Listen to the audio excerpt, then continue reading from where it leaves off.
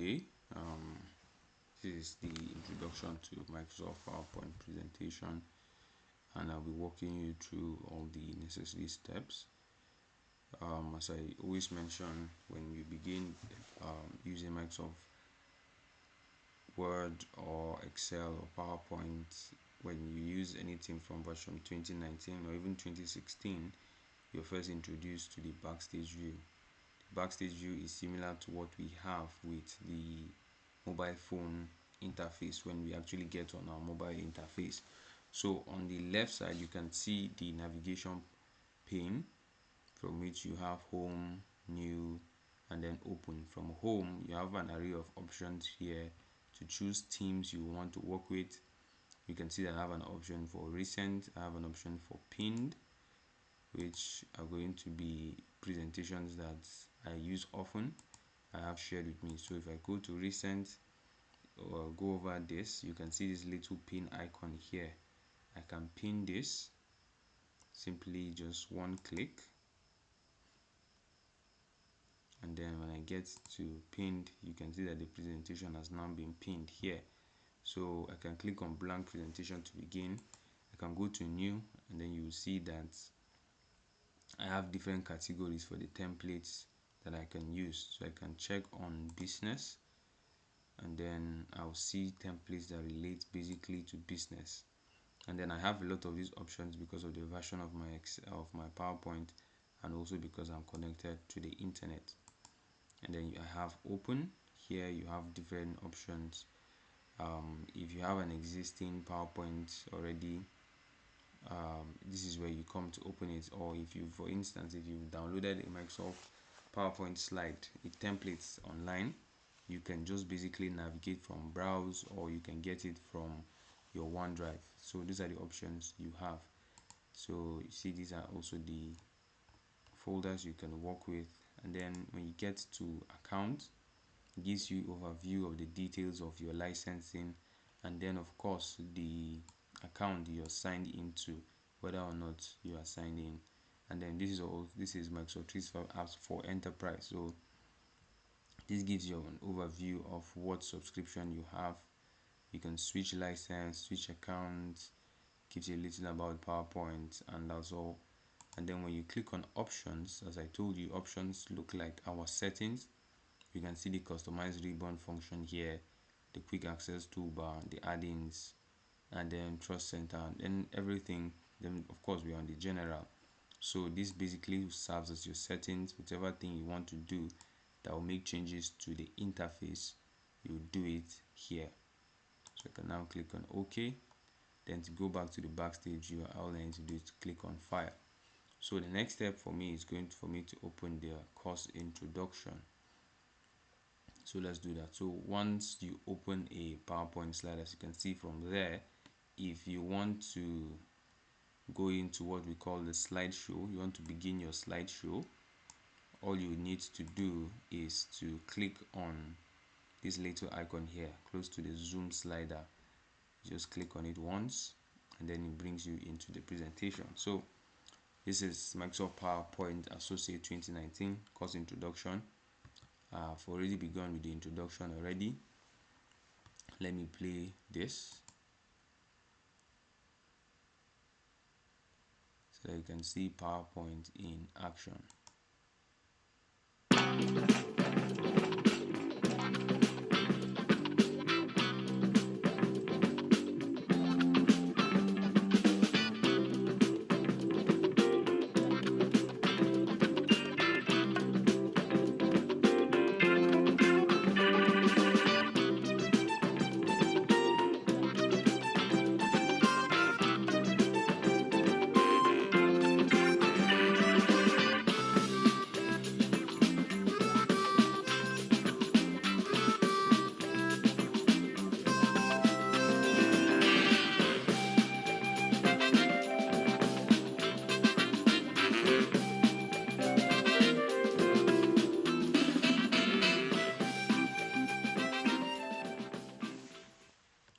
So that was a quick one to just show us the various ways that we can use Microsoft PowerPoint, right? So I'm very sure you've seen a lot of the features before. If you have, I'm very sure you've identified some features that you're going to be implementing in the course of this course. Then we have, of course, student expectations, what you're supposed to expect at the end of the class. This is supposed to prepare you for the Office Specialist 2019 exams. This is a course overview, going to be going through. This is the course objectives of what we're going to be learning. We're going to be navigating the PowerPoint application, and then this we're going to go through step by step. So this course is fully loaded. It was planned for extended hours of learning, but due to the fact that we're doing this for the sake of time, we're going to have to cut short to manage this at this level, and then just make sure that it fits into the time frame we have for this class. Then we have the agribusiness scenario, which is what's going to be ideal for the class, but then we're not going to do that. We're meant to have warm-ups and wrap-up activities, which are basically questions to prepare our mind and then to do some form of the reinforced learning while we take the class. So learning activities I'm going to be demonstrating. Since this is a recording, there won't be forms of discussion, and then the hands-on practice will be by me. So anytime there's a need for hands-on practice, all you need to do is just pause after every demonstration. Cornerstone and Capstone project, multimedia learning resources is just talking about the video you just watched. And then I think this is it. This is the course outline. So that's just basic overview of what we're going to be doing. So I've done a brief introduction already. I've done a part of the introduction. So let's look at that. So we're going to be making reference to that. So similar to the Microsoft Word and Excel, we have the quick access toolbar at the top right here. This is they are all part of what we call the title bar. So the title bar captures this little feature here, Microsoft Search, the title of your document, and then the quick access toolbar here. So we've talked about how and what to use the quick access toolbar for in the previous class, but just for the sake of emphasis, I'm just going to go over it. So the quick access toolbar is a way for you to keep actions you take repeatedly across the ribbon at the very top so that it's easy for you to have access to them. So for instance, if I use transitions a lot, and let's say I want to use the morph transition often, I can add the morph transition, as you can see here, to the quick access toolbar. All I need to do is to right click, and then the option to add to quick access toolbar will appear. And then when I go back to where it is and I right click again, you're going to see the option to remove from the quick access toolbar. So that's basically the quick access toolbar in a nutshell. And then we have the ribbon tab. The ribbon has various tabs. I told you the ribbon is dynamic, which means that it changes based on the tabs. So all the names you see at the top here are called tabs. So we have the home tab, the insert tab, the design transition tab, and then tabs are divided into command groups. We have the clipboard, slides, font, paragraph, drawing, editing, voice sensitivity, add-ins, and the rest.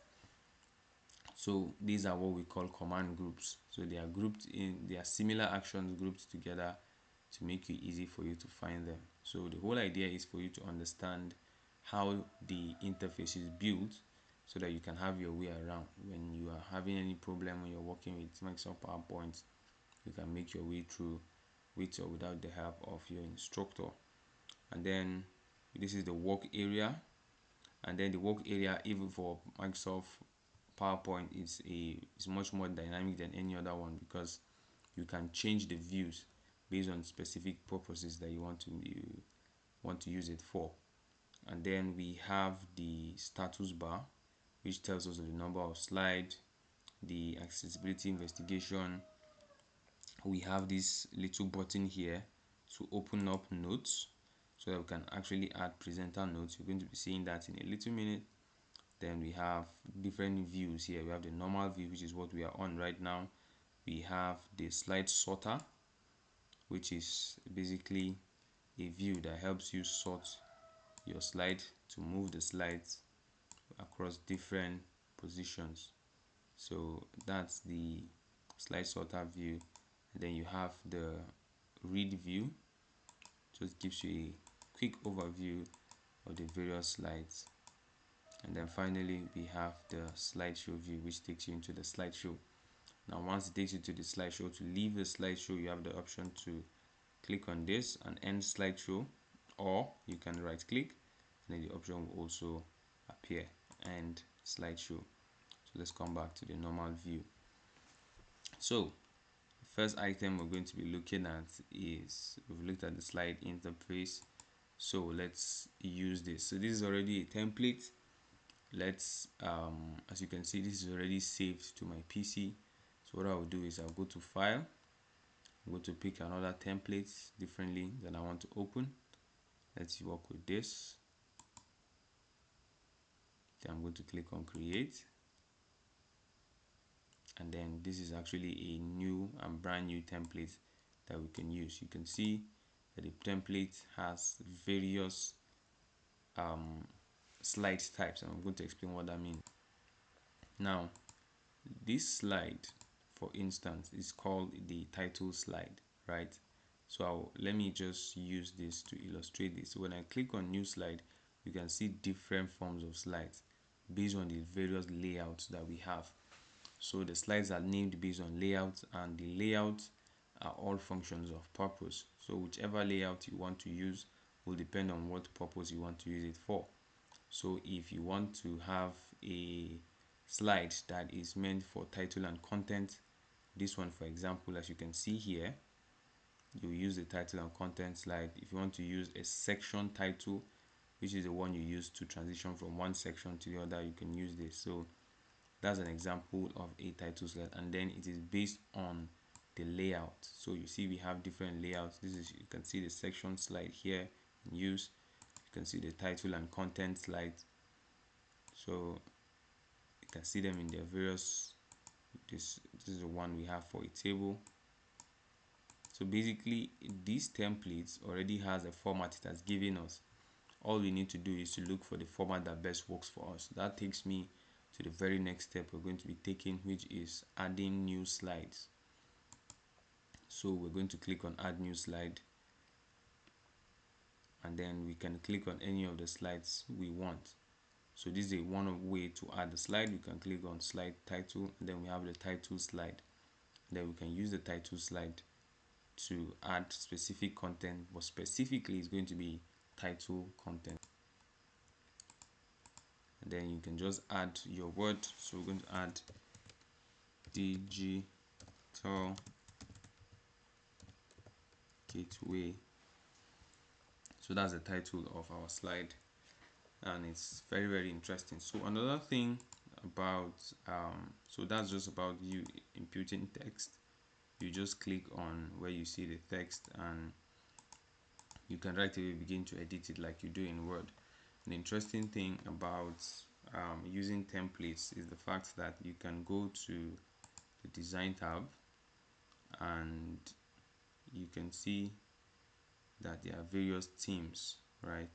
If I click on it, it's going to change the lookout of how it's looking, and then it's going to add, of course, this one we've been using, the background elements, but then it has changed this, and then I can still come here and I will still see variants even of the change that it has made already. You can see this. I can even hover over it and then it shows me. So what this does basically is, that's the design tab. It's after changing the themes, what it helps us do is it helps us to make variations, so that if you use it the normal way, someone will just right away look at your slide and know where you got it from. So in order to avoid that, you have to use this particular format to change some things about your slide. And then you can change the slide size of your slide. You can change the background, which is a very good feature.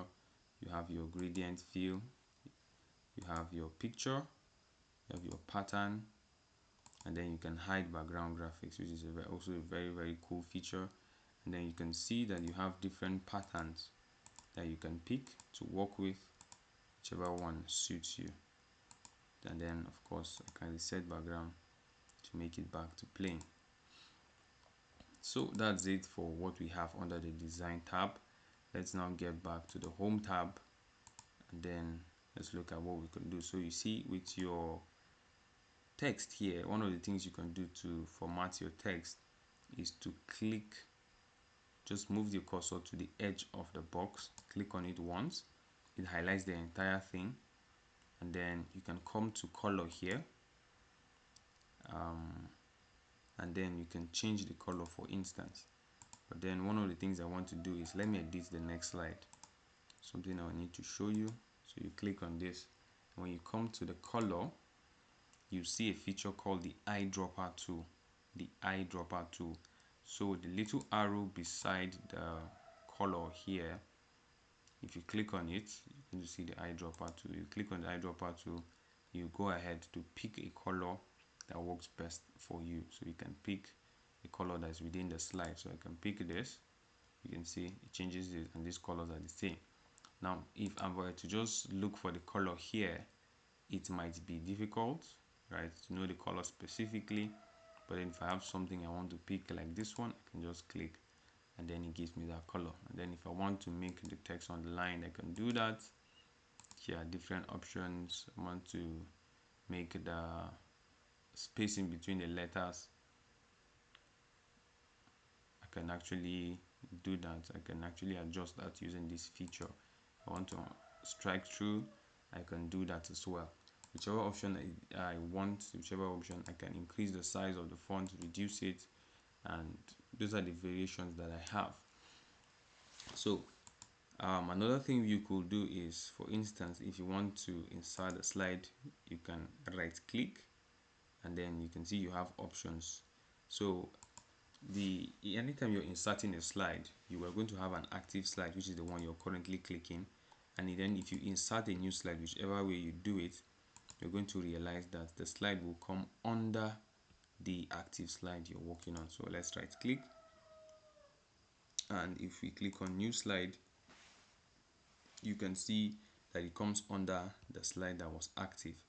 And then if we right click again and duplicate slide, it goes under again. So we're going to click on this, and then we can hold Control and click two of them. So we have two highlighted now. We can right click, and then we delete slide. So that's the way to delete your slides.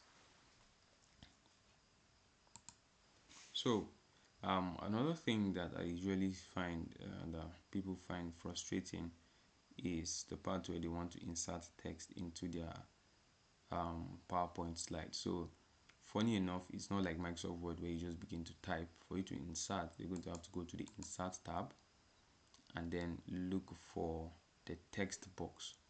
So you're going to click on it once, and then you see that your icon, your cursor changes. So you're going to left click once and then drag.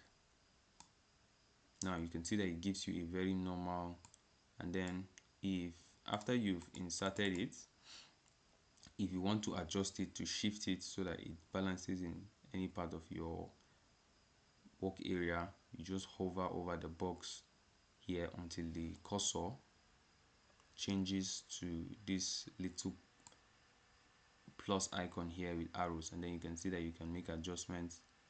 You can adjust it in different ways, right? You can move it here, move it down, you can adjust it. So this could be a title, so this could be basic presentation. Now we can say something like, you can begin to type introduction to PowerPoint.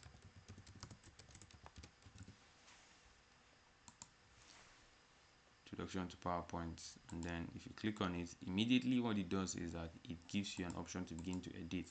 But if you want to click the text box itself, you come to the edge, click it once, and you can see that you can begin to even change the color if you want to. You can make this so that you can look, and then you can make it a little bit bold. So you can make changes like that. So while on the Insert tab, let's quickly look at things we could do. So if you want to insert an image, you have this place. So this device, I can pick an image from my device. Let me look at downloads, then insert an image. Right, this is a logo, but then that's how it works. So you can use that to insert an image, and once you do that, what it does is that it automatically takes you to the conditional tab which has been created for you. So you can adjust that, and then you have various options here to make changes to your picture to make it aesthetically pleasing and for it to sit well on your presentation. I'm going to right click. There's no option to delete directly, so I'm going to click on cut, and then it disappears. Back to insert again, we have shapes. I'm going to click on a random shape, then I'm going to draw the shape. I'm going to left click. You see that my cursor has changed. For instance, when I click on insert and I click on shape and I pick a shape, you see that my cursor has changed to a plus. So I'm going to left click and drag, and then it gives me a rectangle, the shape, and then it gives me a conditional tab for the shape that I just inserted. So I can adjust it if I want to. I can double click and begin to write text inside the shape.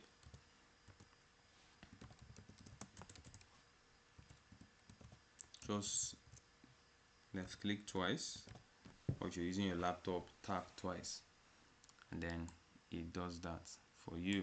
So after that, I can as well also click on cut to remove it, and then we have the same thing with the icons, even though you need to do that if you're connected to the internet. We have 3D model, same thing.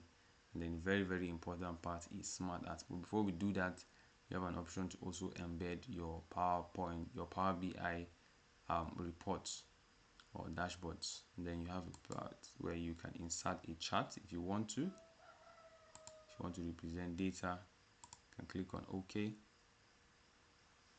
And then one of the things it does is that for this version, it gives you an option to fill in an existing Excel table so that you can use it to populate this one you have already, the chart you have already. So you can see, and then of course you have the options here. There's a lot of flexibility for you to work with the charts so that you can send your message loud and clear. So I'm going to delete this. Advantage of cutting is that it goes to the clipboard area, right? To the clipboard option. So I'm just going to take that out. But then if you want to remove it, there's the delete feature on your keyboard. You click the delete button on the top right corner of your keyboard, then you're going to delete that. So next up is smart art. So smart art is one of the very powerful ways of adding a lot of interaction to your PowerPoint presentation. You click on OK when you pick a smart art, and then the interesting thing about smart art is that, let's adjust this.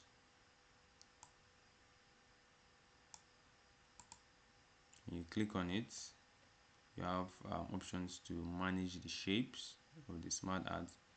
You can come to smart art design.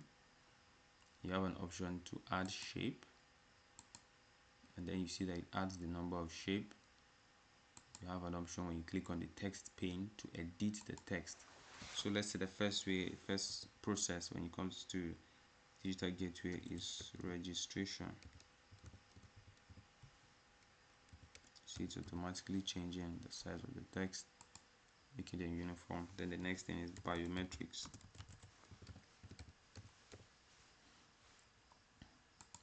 Then the next thing is classes, and then exams. So it's a very simple thing. That's on the text pane here. See how that works. So you can add it, you can adjust it so that it sits well here. So you can come to the format part, and when you click on the individual shapes, you can add colors that work best for you, and you see that it also has the eyedropper too. So I can choose to use this, then it works based on that. So that's how this feature works. Very important feature in Microsoft PowerPoint. So you have the option as well to add tables if you want to. Just want to represent data in tables, just a little table, you can do that. You have options to fill in your information, then adjust the table. You can feel free to do it whichever way you feel works best for you. I'm going to delete that, and then I think we can move on from the Insert tab. The draw is for features where you want to freehand, want to draw something. Just that's basically what it does. So that's the feature that it's used for. It's a bit advanced. You can look that up, do more research. Design tab, we've looked at that. Let's look at transitions. Transitions deals with how you move from one slide to the next. So let's right click on one of them. So we've now clicked on an active PowerPoint slide. Let's click on one form of transition. Let it be morph, or based on your version you might not have morph, but you definitely have fade. So let's click on fade, and then what it does is that there's a little button here called preview. When you click on preview once, it shows you a little preview of how the transition works. And then when you go to the next command group, which is timing, you're going to notice that you have duration, which I can reduce. Optimally, the duration should be half a second, so that I can transition quickly from one slide to the other. And then once I like what I'm doing here, I can click I can click on apply to all, so that I can just basically just apply to all the slides that we have. So I can click on apply to all, and then if I go to my presenter view for instance now, and then I begin to transition, you can begin to see the little fade effect. Very simple, very faint, very straightforward. So that's how transitions work. Then we have, let's pick one of these and go to animation. So I can click on this. Let me go to draw, uncheck this to stay showing, come to animation, click on it, and then let's have it appear. Then the duration should be, let's say 0.75 seconds, and then what will trigger it, as you can see here, is a click. So let's try that. Let's see if it works.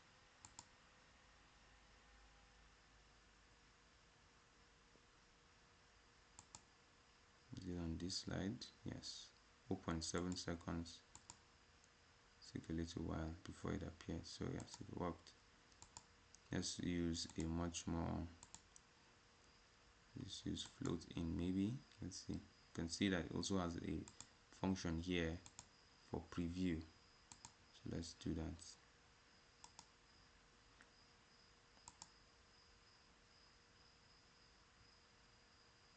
So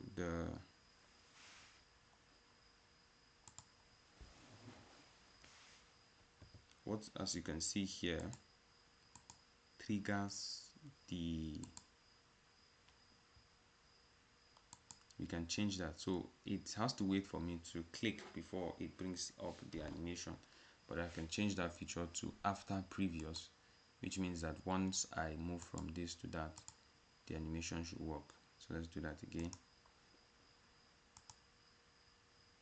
and then you can see that. So once I transition from the previous slide to this current slide, I have the option to look at to have the animation come up. So good and interesting feature. You have for slideshow, which can help you determine where to start. You can decide to present in Teams. You can click on create custom slideshow, and then you can name your show. So you can click new. You can see this, and then you're going to pick the slides you want to use for your show. By the time you click them, going to click on add, and then you can click on OK. So I'm going to click on show, and then you have a particular show for the slides you're working on already. So those slides we've worked on, you can see it comes to an end. It doesn't complete the cycle of all the slides we have. And then we have rehearse with coach.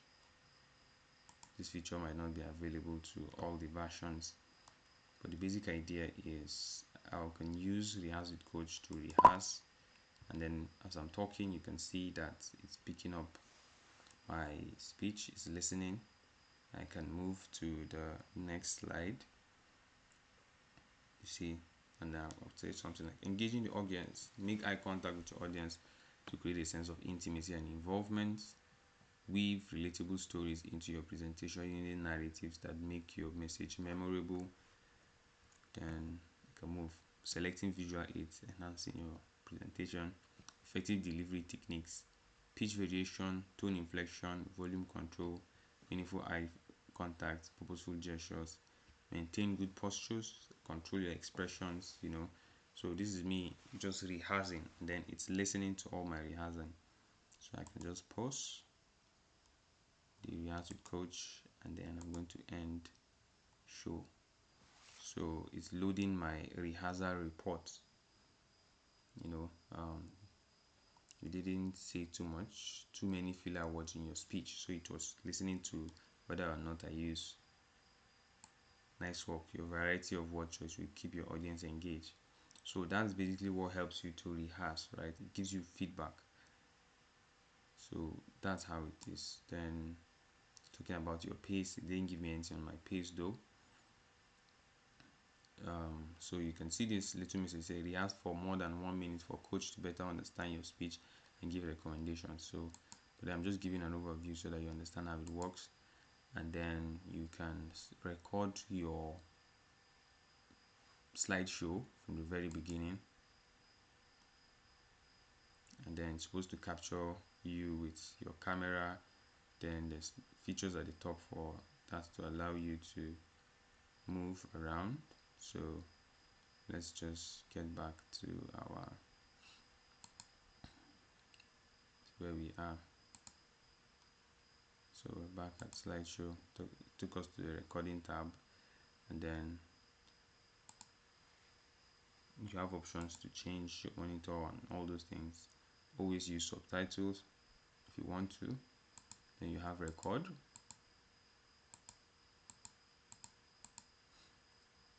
Sorry about that, trying to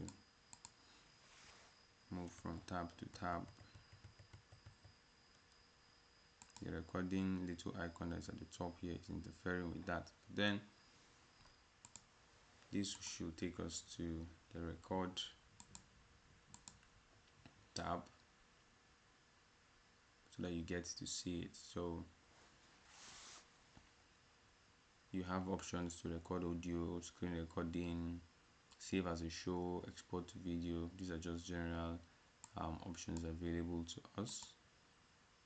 So we can move to the review tab, which is what you do when you're trying to collaborate. So people can add comments to parts of the PowerPoint presentation. You can check for accessibility and the rest. And then very importantly, the view tab. So the view tab brings us to different presentation views that we have while working with our PowerPoint. So we have the outline view. You are in the normal view. You have the outline view, which gives you a breakdown of the content on your slide, textual content to be precise. We have the slide sorter, which we looked at. We have the pages and notes that shows you the notes you've added. We have the reading view, which also you saw we used. And then you have next to it the master's view. So the slide, we can move to the slide master view. Let me just do that again. After clicking on views, what you're going to see is the slide master. So these are master views. So we have slide master view, handout master, and then the notes master. So we're going to focus on the slide master for this instance. Let's go back to the normal view, and then let's go to the slide master view here. Now the slide master view here is, let me use the word, the master slide. So what it means is that any change you make to this slide affects the entire presentation.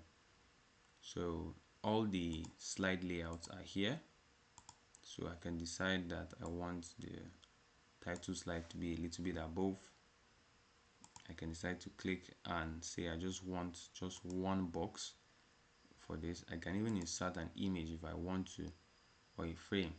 So all of these slide layouts that I have in my slide is going to reflect that I've made these changes. So once you enter the slide master, you're making changes to the slide in a different way. You have to be careful, because what happens is that whatever you're doing here is going to affect the entire slide. For instance, if I click this, which is the most master slide, and I insert, let's say, shape, some parts of the slide here, I want you to observe. You can see that the shape is appearing in all parts of this. So you have to be careful when you're using the master slide. So you can make different changes to the master slide: draw, transition, animation, review, whichever one it might be. The slide master is very important when you get templates online. And for instance, you will notice that you normally cannot change this background object, you cannot move it. But now with the slide master, you can even click specific ones and then adjust them. So that gives you a lot of flexibility. So after you're done, now there's always that challenge to get back to the normal view for editing your slide. So you click on close master view, and then it brings you here. Then after you're done with your working on your presentation, you come to file, you go to save as. To save it on your desktop, you see you have various options, various file formats.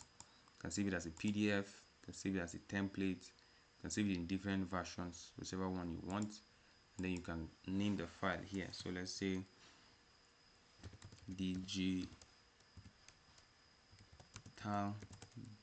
gateway sample PPT. So I can save it as a PDF after I've named it. And then I can also do the same when I click on browse. So browse allows me to go through my file directory to see which part I want to save. I usually save it to desktop, so that immediately I come on and open my computer, I will see it out there. So then I can also change the file format here again. Once I click on save, it's going to save to my desktop. So we have also the print option, shows you a little preview of the slide, prints the PDF, see that. So you have the settings, and then you just make basic changes to it. And then when you come to export, it just gives you also another array of options to export as video, animated GIF, whichever one works for you. And then by the time you're done, all you can do is click on save as, and then click on save if you want to. But then I've made a lot of changes to this, so let me just save this to my desktop so that you can see it. Then let me save it as a PowerPoint presentation, and then save. So it has saved. When I close this and I come to my desktop, I should see the PowerPoint presentation. So yeah, this is it, digital gateway. So I can double click on it and then get to use it. So that's basically a very, very quick overview of Microsoft PowerPoint. There are a lot of features I will tell you the truth I've skipped, so that we can just touch on the very, very important features that you need to know. So thank you very much and enjoy the rest of your day.